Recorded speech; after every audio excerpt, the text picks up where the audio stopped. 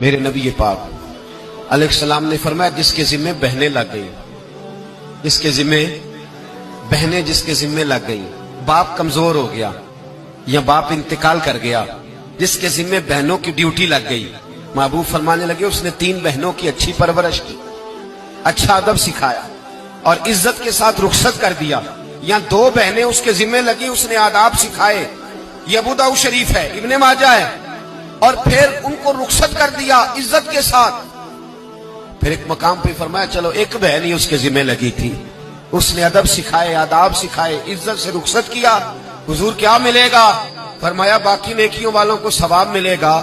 جو بہنوں کا بوجھ اٹھائے گا جس طرح میری 2 انگلیاں جڑی ہوئی ہیں اس طرح میرے ساتھ جڑ کے جنت میں داخل ہو جائے گا۔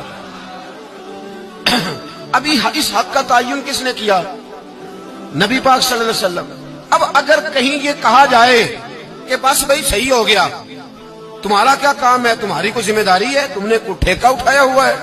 تم کوئی زیادہ سیانے ہو، تم کوئی زیادہ سمجھدار ہو، تو اسے کہا جائے گا ذرا ٹھہر جا، اس طرح کی بات نہ کر، یہ وہ حق ہے جو میرے مصطفیٰ نے بیان فرمایا ہے۔ جہاں بیوی کے حقوق بیان فرمائے وہاں میرے نبی پاک نے بہن کے حقوق بھی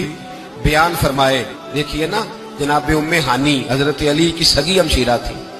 نبی پاک صلی اللہ علیہ وسلم کی چچا زاد بہن تھی، پر اللہ کے رسول ہمیشہ انہیں تحفے بھیجا کرتے، ان سے محبت فرماتے، ان کے بچوں کے ساتھ پیار کرتے۔ فرمایا علی کی بہن نہیں، یہ میری بھی بہن ہے۔ کیا لوگوں کو تاریخ کی وہ بات یاد نہیں؟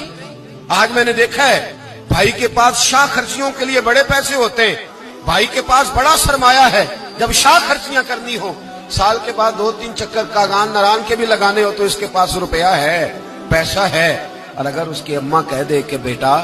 عید کا موقع ہے، کوئی پرانا جوڑا ہی اٹھا کے بہن کو دے آ، تو کہتا اماں حالات بڑے سخت ہیں، اب میں تمہیں کیا بتاؤں۔ ہمیں وہ بات یاد نہیں کہ نبی پاک کی رضائی بہن جناب شیمہ جب ان کے قافلے کے خلاف مسلمان لڑے، انہوں نے جنگ کی اور وہ قید ہو کے آئیں،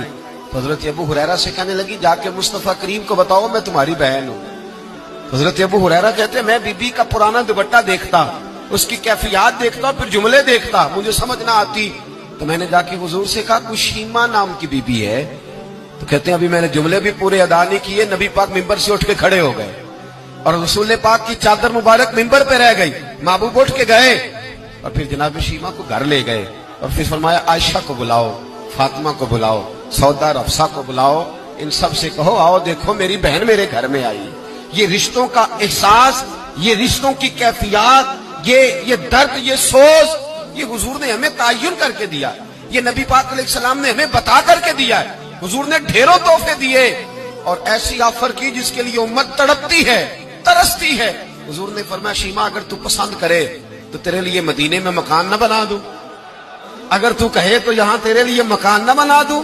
جہاں 70,000 فرشتے روز سلامی دینے آتے۔